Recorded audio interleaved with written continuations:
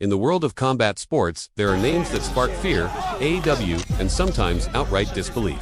Few fighters embody all three like Vyacheslav Datsik, the man infamously known as the Mad Russian. His legend is not simply built on his fights inside the ring, but on the unrelenting chaos of his life outside it.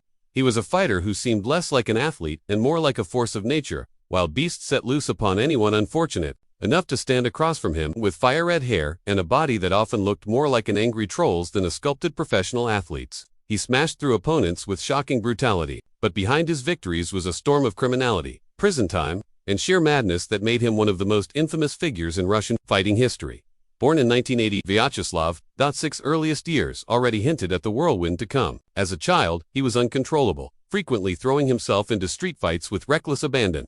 These weren't playful scuffles. By the time he was a teenager, he had suffered 16 concussions, proof of both his dangerous lifestyle and his insane persistence to never back down. His aggression was so uncontrollable that it eventually landed him on the police watch list, a sign that his violence was seen as a genuine threat to society.